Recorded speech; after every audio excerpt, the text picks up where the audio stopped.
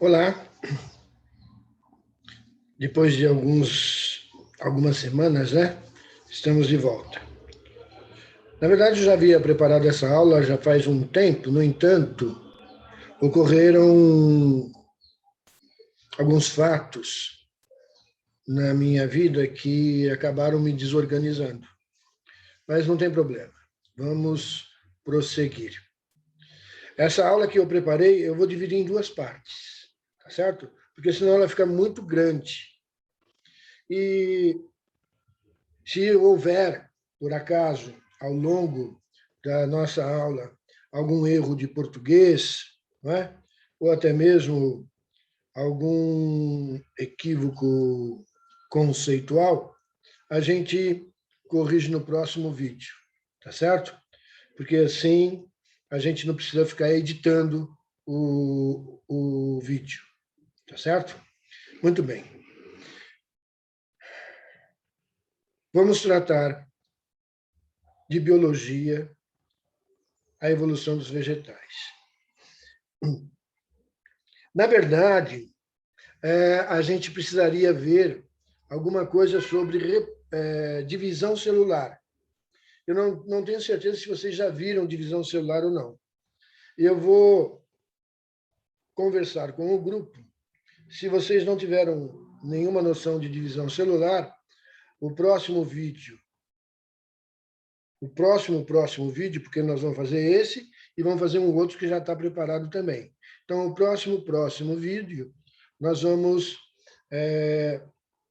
falar sobre divisão celular, tá certo?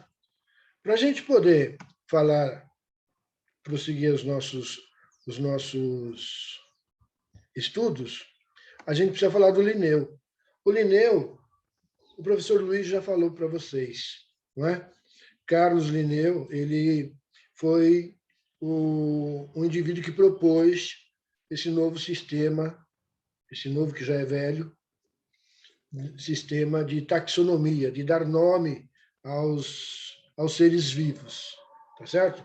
Para você ter uma ideia, está aí a capa de rosto, a página de rosto do trabalho dele, que foi publicado em 1758. Não é? Muito bem. O Linneu ele divide os vegetais em dois grupos importantes, que são as criptógamas e as fanerógamas. As criptógamas, elas não possuem sementes, elas se reproduzem através de esporos, tá certo? E ele colocava algas, fungos, musgos, tudo, né? Tudo dentro de um grupo só, tá certo? E as fanerógamas eram aqueles vegetais que possuem semente. É o caso dos pinheiros, não é? E das angiospermas, que são a laranjeira, a pereira, a grama, a cana-de-açúcar, etc, etc, etc. Certo? Muito bem. Esses nomes já não são mais utilizados hoje em dia. Tem uma nova denominação para esses vegetais, tá certo? Mas eu coloquei aqui para vocês porque é possível que vocês encontrem alguma bibliografia que fale sobre esses nomes, tá certo? Cripto vem lá do grego, significa caverna, ou seja, escondido, certo? Por isso, criptógamas. Não se via o que era o aparelho reprodutor, né? Não é um aparelho, mas sim o que reproduzia os vegetais, ou aqueles vegetais. Hoje em dia, os vegetais são separados em talófitas. As talófitas são as algas, não é? As algas que possuem clorofila A e B, tá certo? Essas algas se encaixam nos vegetais, tá certo? E as embriófitas. Embriófitas vem de embrião, não é? Então, as embriófitas são os vegetais que, de uma forma ou de outra, acabam formando um embrião, tá certo? Que é o caso das briófitas. Para quem não sabe, a gente vai falar mais para frente sobre as briófitas. São aqueles vegetais rasteiros. A gente tem aqui uns exemplos, lá na frente eu vou mostrar para vocês, né? E as traqueófitas. Traqueófitas, traqueia, né? Traqueófitas vem de traqueia. Traqueia, para quem não sabe, é esse cano. Esse cano que a gente tem aqui, ó, cheio de anelzinho, a gente chama de traqueia, né? Então, as traqueófitas são aqueles vegetais que possuem vasos condutores, né? Esses vegetais podem ser maiores, que é o caso das pteridófitas. Aqui, ó, nós temos uma pteridófita. Isso aqui é uma pteridófita, tá certo? E as espermatófitas. As espermatófitas são aqueles vegetais que têm semente. As pteridófitas não têm semente. As pteridófitas reproduzem por esporos. E as espermatófitas reproduzem por sementes. Tá certo? Muito bem. Vamos ver, já que a gente falou lá nas talófitas, vamos dar uma recordada na reprodução das algas. Tá certo? Vamos ver aqui, já que é um passo de evolução dos vegetais. Tá certo? Muito bem. As algas estão aqui, ó. Aqui, ó. Reprodução das algas. Pode ser o quê? Pode ser assexuada, pode ser reprodução assexuada, que o vegetal adulto, vocês tenham paciência com a minha seta, por favor. O vegetal adulto, não é? Ele produz algumas células diferenciadas, né? Que são chamadas de zoósporos, né? Os zoósporos são lançados na água e aí ele se desenvolve no elemento adulto, né? Esse zoósporo se instala no substrato e se desenvolve, né? Tem aqui o filamento jovem de algas, né? Da alga, o filamento jovem e o filamento adulto. O filamento adulto torna a produzir zoósporos, os zoósporos voltam. Este indivíduo aqui, ó, este indivíduo, como nós vimos no vídeo anterior, este indivíduo é exatamente igual a este, tá certo? Porque a reprodução é assexuada. Então, é como se fosse um clone um do outro, tá claro? E as algas também têm reprodução sexuada. Na reprodução sexuada das algas, existe aquilo que a gente chama de alternância de gerações, que nós falamos no vídeo passado, a alternância de gerações. Ou seja, uma geração é N cromossomos, ou seja, é haploide, e a outra geração é diploide, ou seja, 2N cromossomos. Então, veja, esta geração aqui, ó, que é 2N cromossomos, ó, que é o esporófito, ele vai produzir esporos. Este organismo aqui tem 26 cromossomos. 26 cromossomos. Ele vai produzir, dentro do seu organismo aqui, ele vai sofrer meiose. Se não tivermos ainda aula de meiose, a gente vai providenciar uma. Vamos lá. Cadê a minha seta? Está aqui. Ela sofre meiose. Essas células que sofreram meiose passarão a ter, ao invés de 26 cromossomos, passarão a ter 13 cromossomos. E aí, ó, vão produzir os esporos. Aqui, os esporos. Os esporos têm 13 cromossomos. Esses esporos vão se instalar no substrato, né? Vão ficar na água ali, e vão gerar um gametófito haploide. Gametófito haploide. 13 cromossomos. Outro gametófito haploide.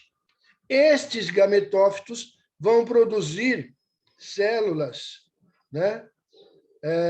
Que vão formar os gametas. São as células formadoras dos gametas.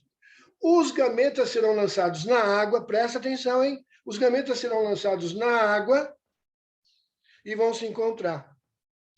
13 cromossomos com 13 cromossomos, quando se encontrarem, formarão um zigoto com 26 cromossomos, que vai dar a origem ao esporófito, com 26 cromossomos. E aí o ciclo volta novamente. Veja, aqui, as algas, elas estão dentro da água e os gametas, né, se encontram nadando, tá certo? Nadando na água. A gente vai ver, inclusive, que em outras ocasiões isso acontece, que em outros vegetais isso acontece também. Muito bem. Aqui tem uma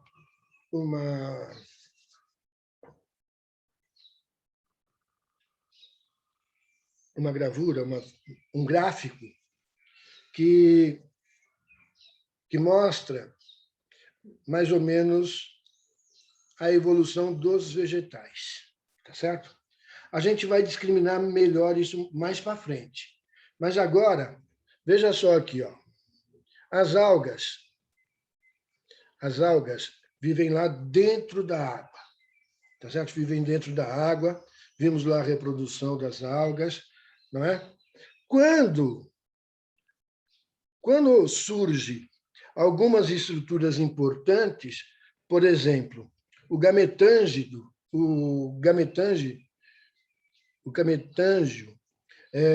revestido por umas células assim estéreis que protegem o gametângio de perder muita água, por exemplo, não é? Esse indivíduo pode sair da água, pode viver fora da água. Então, as briófitas são os primeiros vegetais que saem da água. No entanto, os tecidos das briófitas ainda não são muito bem definidos. Nós vamos ver que as briófitas têm algumas estruturas que nós denominamos como filoide, cauloide, né? Rizoide, que são estruturas que têm funções análogas às raízes, caules e folhas, mas não são raízes, caules e folhas. Porque as briófitas ainda não têm seus tecidos muito bem especializados, embora seja muito mais especializado que nas algas. Por isso que elas são capazes de viverem fora da água. No entanto, ela não pode viver muito longe da água, por dois motivos importantes. Primeiro, ela não tem vasos condutores. A água passa de célula por célula, sabe? De uma célula para outra, vai passando, a água vai passando de uma célula para outra. Então, quando a célula pega a água aqui, vai levando lá para cima, ela não pode ser muito alta. Se ela for muito grande, a célula vai morrer de sede, de inanição, de substâncias necessárias para ela, tá certo? Então, ela não pode ser muito grande. Segundo motivo, elas precisam da água para se reproduzir. Como a gente vai ver na reprodução das briófitas, o espermatófito ele é lançado na água. E o espermatófito vai até, né, o gameta feminino. Tá certo? Então, veja, para ele ir até o gameta feminino, ele precisa da água. Então, as briófitas, embora elas vivam longe da água, o lugar que elas vivem tem que ter bastante água para elas não morrerem desidratadas e para elas poderem reproduzirem-se. Tá certo? Muito bem. Aí surgem os vasos condutores de seiva.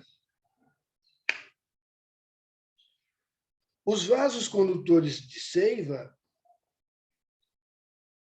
eles são capazes de transportar a água da raiz para até a última folha do vegetal, né? E o vegetal cresce até a sua capacidade de absorver a água e levar a água até lá.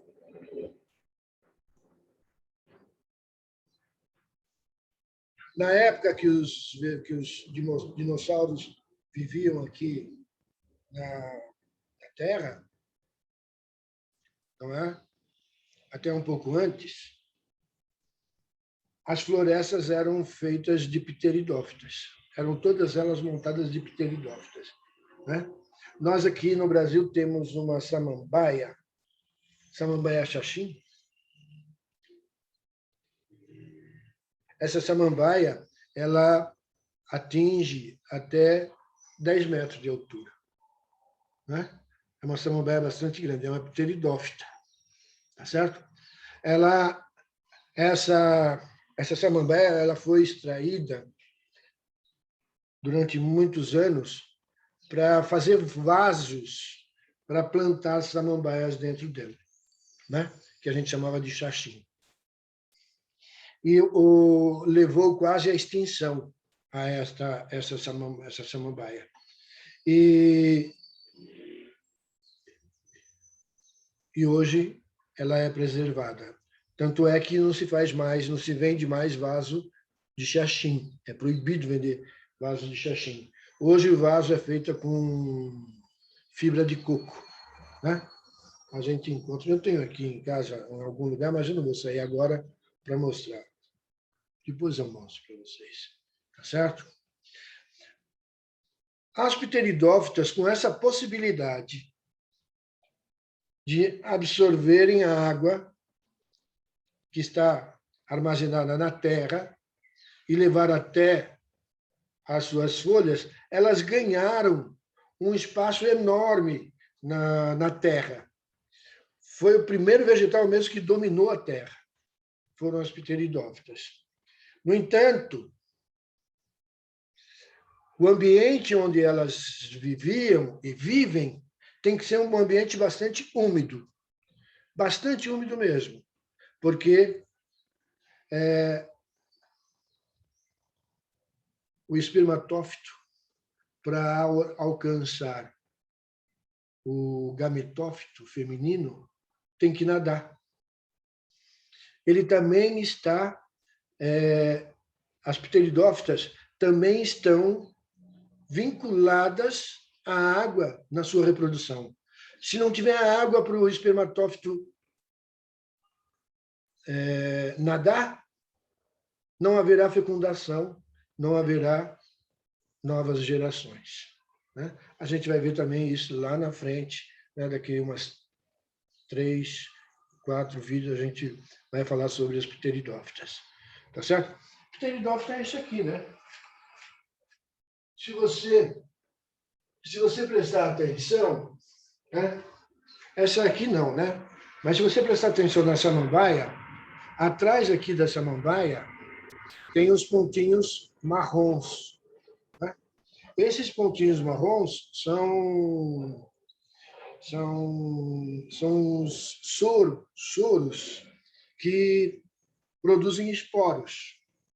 Esses esporos voam pela atmosfera e vão produzir, não é, os chamados gametófitos, não é? Gametófito masculino, gametófito feminino. Esse esporo das pteridófitas tem que cair num lugar que tem água. Se não tiver água lá, os esporos podem até se desenvolver, mas se não tiver água para o espermatófito nadar até o gametófito feminino, não vai ter fecundação. Tá certo? Então, veja só. Deixando as algas de fora aqui, tá certo? O grupo externo, deixa as algas. Vamos falar dos vegetais que ganharam a terra. Tem as embriófitas, essas aqui são as embriófitas, que são os vegetais que possuem um embrião. O que é embrião? O embrião nada mais é do que os gametas que se encontraram, não é? Formou o zigoto, esse zigoto se prepara para originar um organismo novo, tá certo? Então, elas formam embriões, por isso são embriófitas, tá certo? No subgrupo embriófitas tem as traqueófitas, que começa aqui, ó. Começa nas pteridófitas. Por que traqueófitas? Porque elas têm vasos condutores, tá certo? Vasos condutores de seiva. A seiva bruta da terra para as folhas e a seiva elaborada das folhas para todo o vegetal. Tá certo? Muito bem. Com a evolução dos vegetais, desenvolveu-se as sementes, não é? As sementes, ou seja, estruturas do vegetal, não é? Que, no caso das gimnospermas, nós chamamos de estróbilo. Estróbilo é uma pinha. Não sei, você já deve ter visto em enfeite de Natal, essa coisa toda. Aquilo ali é um estróbilo. Tem o estróbilo masculino e o estróbilo feminino. Com a ação do vento, o pólen,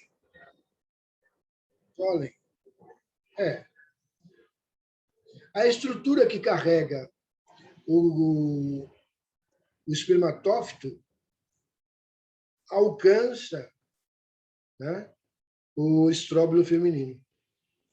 E aí faz-se uma semente. Veja que interessante. Neste caso, as gimnospermas, elas estão livres, libertas da água para a reprodução. Se as suas raízes são capazes de retirar a água da profundidade da terra e levar para a folha, para as folhas todas, para elas poderem fazer fotossíntese, se as raízes têm essa competência, essa capacidade, para a reprodução, ela não vai precisar da água, ela só precisa do vento. E aí, ela pode estar num lugar mais distante da água. O lugar onde ela vai florescer não precisa ser um lugar tão úmido, como no caso das pteridófitas e das briófitas. Pode ser lugar mais seco, com menos água. Pode ser deserto? Não! Deserto não. Tem que ter água para ela poder sobreviver, né? Água, como você já sabe, é vida. Não é? Então, ó, pegando água da profundidade, o cerrado é um lugar bastante interessante. Lá tem vegetais cujas raízes são profundíssimas, não é? Eles pegam água lá do fundo e trazem água para cima, né? Para as folhas, para o organismo todo do vegetal, né?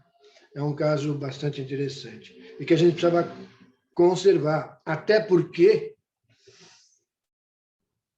é o cerrado que abastece grande parte dos rios do Brasil. Certo? Bom, vamos em frente. Evoluindo ainda, não é? Surgiram as flores e os frutos. Gimnospermas. Gimnos significa nu, desprotegido. Espermas, semente. Gimnospermas, ou seja, semente desprotegido.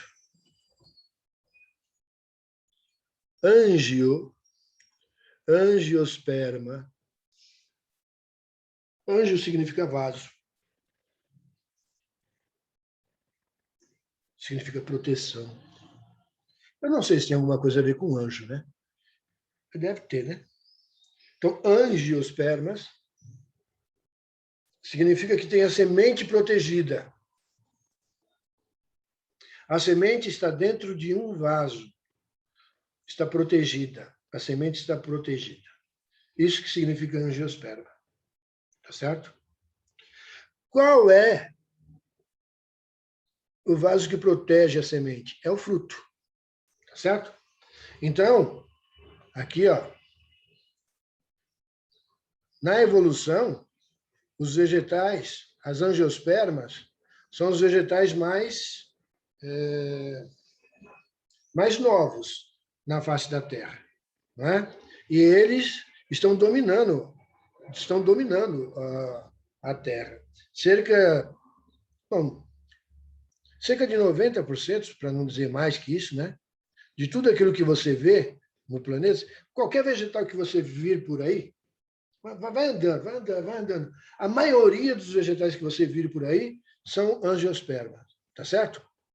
Grama é angiosperma. Esses matos que tem pelo caminho aí é angiosperma. Algumas são briófitas, hein? Algumas são briófitas, outras são pteridófitas. Mas a maioria angiospermas, tá certo? Gimnospermas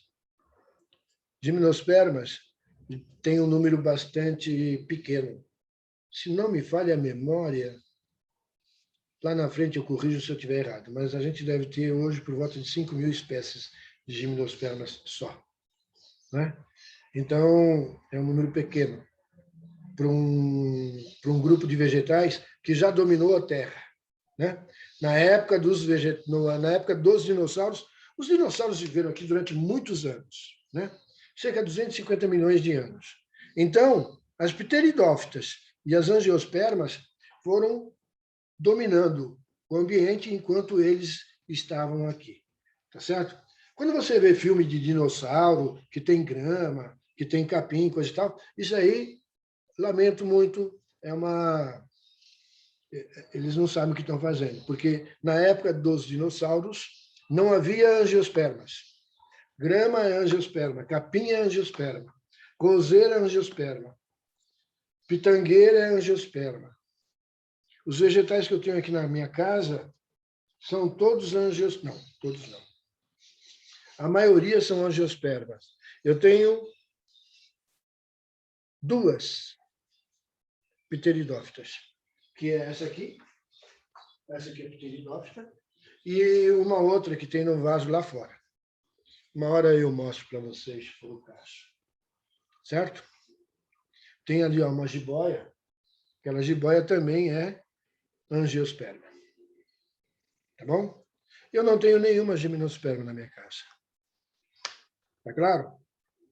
Bom, eu acho que para o vídeo de hoje, ou de agora, está bom. Na próxima aula, nós vamos falar aqui das briófitas. Fica aqui essa gravura para a gente falar no próximo vídeo. Tá bom? Até mais para vocês e tenham um bom final de semana. Espera aí, como é que eu faço aqui? Tenham paciência, por favor.